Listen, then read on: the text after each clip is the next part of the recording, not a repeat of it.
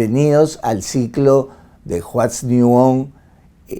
Soy Rolando Salvatierra, director del área de Derecho Administrativo y Electricidad del Estudio Muñiz. El día de hoy vamos a conversar sobre un tema que en estos momentos es el tema principal en el sector energía, tanto a nivel nacional de Perú como a nivel internacional, y que es la transición energética, sobre la cual se discute mucho, se debate mucho, pero creo que se hace poco. ¿Qué entendemos por transición energética? La transición energética tiene mucho que ver con el medio ambiente, pero sus efectos no solo son ambientales, sino tienen que ver con diversos sectores de la economía y con la generación de nuevos negocios. Entonces, la transición energética, ¿qué es lo que busca? Busca principalmente transformar los recursos energéticos fósiles derivados principalmente del petróleo y del carbón por recursos energéticos renovables, como por ejemplo la eólica, la solar, la derivada de la hidrológica, la solar, la biomasa, la geotermia, que son combustibles o recursos renovables y en los cuales el Perú tiene una importante ventaja competitiva. Además, también dentro de este esquema de transformación está la digitalización de redes como un elemento muy importante de esta transición energética. Y otro aspecto que yo quiero comentar es que dentro de este esquema de la transformación energética o la transición energética, lo voy a agrupar en tres grandes temas. El primero es cómo se ha hecho en el país para crear o promocionar la generación eléctrica con recursos renovables. El segundo tema es la generación distribuida, que es un aspecto que también se ha desarrollado mucho a nivel internacional y en el cual en el Perú está ingresando con un dinamismo interesante. Y por último, tratar también lo que es la movilidad eléctrica, ¿no? También dentro de este esquema, que no lo vamos a tratar completamente, pero lo menciono, es todo lo que es ciudades inteligentes, smart cities, que tienen que ver también con lo que es la transición energética. Entonces, vamos primero con el primer punto, valga la redundancia. En el Perú, a partir del año 2008, con el decreto legislativo 1002, se creó una promoción a la generación eléctrica con recursos renovables. Y esta norma ha dado frutos interesantes y ha permitido que dentro de nuestra matriz energética ingresen generación eléctrica con recursos renovables. Es importante precisar que la matriz energética del Perú está compuesta casi en un 52-53% por generación hidráulica, ¿no? que de por sí es renovable. Y luego, pero tenemos un gran espacio de aproximadamente 40-45% de generación eléctrica que deriva de combustibles fósiles, principalmente el gas natural. También tenemos derivados del petróleo y carbón. Y entonces nos crea un gran espacio para hacer que estos combustibles fósiles que se consumen, que en algún momento se van a agotar, se transformen en combustibles renovables, en fuentes renovables. En tal sentido, todavía estamos lejos, a pesar que tenemos un gran potencial renovable en el Perú. En ese sentido, esta norma que les comento promociona las energías renovables de centrales hidroeléctricas hasta 20 megavatios, las centrales eólicas, las centrales solares, biomasa y geotermia. Dentro de las que más se han promocionado, tenemos las eólicas y las solares, las centrales de 20 megas, también menores a 20 megas hidráulicas también. Todavía existe un límite para las biomasas, no han entrado de manera masiva, aunque existen proyectos interesantes, pero tenemos un tema pendiente con lo que es geotermia, que es una fuente muy importante y que se puede desarrollar principalmente en el sur del país, donde existen zonas con alto contenido volcánico, que es la fuente principal para este tipo de centrales. Como les comenté, acá han habido, a partir de esta norma basa la promoción del ingreso de renovables en dos aspectos principales. Primero, a través de una licitación. En tal sentido, el Estado, a través de Ocinermin y del Ministerio de Energía, licita energía derivada de fuentes renovables, no potencia, sino energía. Una cantidad de energía, entonces, a partir de esa cantidad, hace la licitación y ganan las principales empresas que cubran esa energía, y a partir de eso suscriben contratos de suministro, más conocidos en el mundo como PPAs, para que les garantice la compra de esa energía por un plazo de 20 años. En el Perú han habido 4 concursos, el último fue el 2015, quedan concursos pendientes y debería el Estado en este momento licitar nuevas fuentes. Otro aspecto importante es que las centrales que participan y ganan en estas licitaciones tienen derecho preferencial para el despacho de energía en el sistema interconectado nacional que dirige o que administra el COES. Entonces tiene derecho preferencial. Entonces tiene 2 derechos importantes. Primero, este derecho preferencial, y segundo, el pago del monto de la licitación que obtienen en la licitación por 20 años. Entonces, esto ha permitido que ingresen varias centrales al sistema. Hay algunos problemas, sí,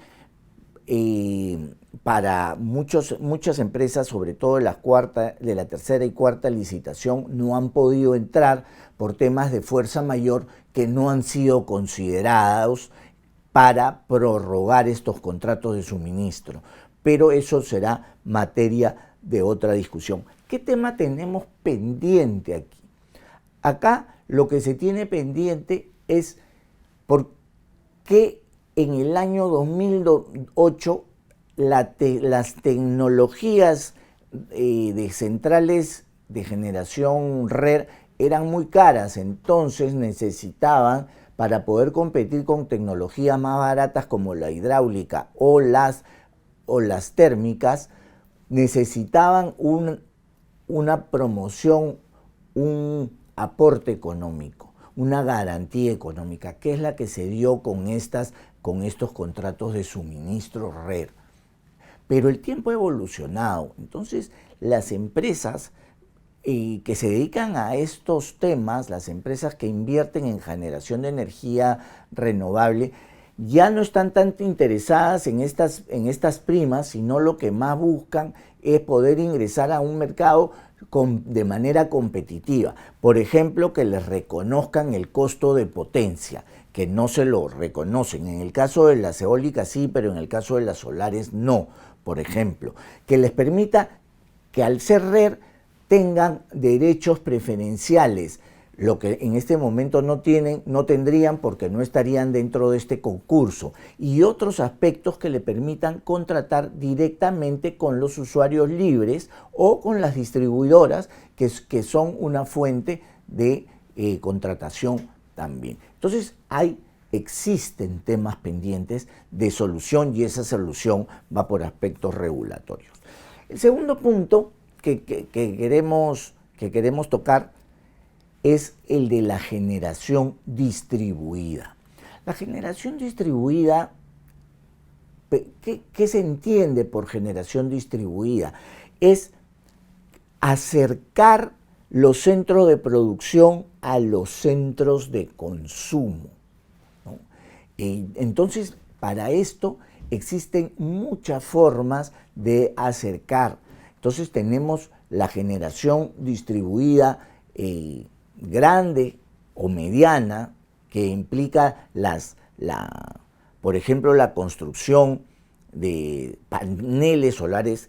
Hablo de los paneles porque es la más utilizada, de 4 o 5 megavatios, y conectarlo a la red de distribución directamente, prescindiendo de la transmisión, ¿no? Pero también tenemos una generación distribuida micro, se puede decir, es decir, lo que se conoce como instalaciones, edificios inteligentes. Por ejemplo, una planta industrial, por ejemplo, un centro comercial, por ejemplo, un hospital que llene pues las infraestructuras que tenga de paneles solares, por decirles algo, ¿no? O que quemen basura o residuos sólidos de manera artesanal y que le permitan generar energía. Entonces, esto también tiene dos componentes a su vez, una autoproducción o una inyección a la red. Eso en el Perú, por ejemplo, no está regulado. Está regulado a nivel de leyes, pero no está desarrollado a nivel de detalle, es decir, de reglamentos. El año 2017 salió una propuesta de reglamento, pero no se concretó. Lo bueno acá que al no estar prohibidas estas situaciones, este tipo de negocio, se puede llevar a cabo a través de utilizando la legislación general a través de un sistema de contratos, ¿no? Principalmente de contratos de suministro con sistemas de operación y mantenimiento que se pueden dar de manera esquematizada en un mismo contrato. No está prohibido, tampoco está regulado, entonces eso permite que las partes, a través de distintos mecanismos de contratación, puedan llegar a suscribir y a materializar estos nuevos negocios. En el Perú se están dando estos nuevos negocios, hay empresas interesadas en crearlos y la verdad que hay mucho potencial para hacerlo. El tercer y último punto es el de la movilidad eléctrica. Y acá nosotros podemos ver que cada cierto tiempo en el Perú, tanto en Lima como en provincias, se inauguran estaciones de servicio para automóviles eléctricos y se celebra pues con gran efervescencia la existencia de estas subestaciones, de estas electrolineras, ¿no? Pero yo acá me pregunto, ¿qué es lo que se tiene que promocionar?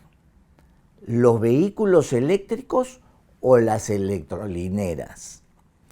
¿Qué van a hacer las electrolineras muchas veces uno va a un centro comercial y las ve vacías, porque en el Perú prácticamente no existen vehículos eléctricos, a pesar de que se promociona la existencia de vehículos eléctricos. Lo que hay es híbridos, ¿no? Que en el fondo son eléctricos, pero eléctricos puros hay muy pocos, ¿no? ¿Y por qué hay muy pocos? Porque para que los vehículos eléctricos se masifiquen, tiene que haber promoción de parte del Estado, y una promoción estructural. Y en esta promoción estructural participan varias entidades del Estado, comenzando por el Ejecutivo y terminando por el Legislativo, ¿no? Entonces el liderazgo lo tiene que llevar o el Ministerio de Energía y Minas o el Ministerio de Transporte, con el apoyo del Ministerio del Ambiente, del de Economía, de todas maneras, porque tiene que ver los esquemas de promoción, que en muchos casos tienen que terminar de manera estructurada en el Congreso a través de las leyes, porque en el mundo esto no es nuevo. En el mundo, países como Noruega, como España, como Alemania, ¿no?, que son los países donde la penetración de los vehículos eléctricos es más grande. Quiero tratar el tema de Estados Unidos porque también ahí se maneja a nivel de estados. En todos estos casos se ha dado promociones, reducción drástica de impuesto, penalización a los vehículos tradicionales, que se tienen que hacer de manera integrada. ¿Para qué? Para romper o de alguna manera reducir la principal barrera de acceso, que es la económica. Esa es la principal barrera de acceso. Si ustedes preguntan por un carro eléctrico versus un carro tradicional, los dos de la misma gama, el carro eléctrico es un 20 o 30% más caro que uno tradicional, ¿no? Entonces ahora casi todas las marcas, es más, existen hasta marcas con algunos modelos que ya solamente salen de manera eléctrica o con el formato eléctrico, y ya no están llegando al país porque sería demasiado caro para salir al mercado. Entonces, mientras no se haga un proyecto de manera integral, donde se reduzcan los impuestos selectivos al consumo, el impuesto general a las ventas, el impuesto a la renta, el impuesto al patrimonio municipal. Hay estudios ya de esto, ¿no? El Ministerio de Energía tiene estudios sobre esto para reducir de manera estructural. De nada va a servir sacar decretos supremos que promocionen, por ejemplo, el chatarreo, o que promocionen la construcción de electrolineras, si no se hace un modelo estructural grande y de alguna manera que contemple la reducción de esta barrera económica de acceso para los vehículos eléctricos. Podríamos continuar con muchos temas. Realmente el tema de las energías renovables y de la transición energética es muy amplio, pero eso lo dejamos para otro programa. Espero que esta sesión les haya servido y no deje de seguir nuestro próximo ciclo de What's Is On. Gracias. 2, 1, va. Bienvenidos a los ciclos de What's New On. Soy Rolando Salvatierra Combina, socio senior y director del área eléctrica del Estudio Muñiz, y el día de hoy vamos a tratar sobre la transición energética. Espero que esto les haya sido de utilidad. Nos vemos en el próximo ciclo de What's New On.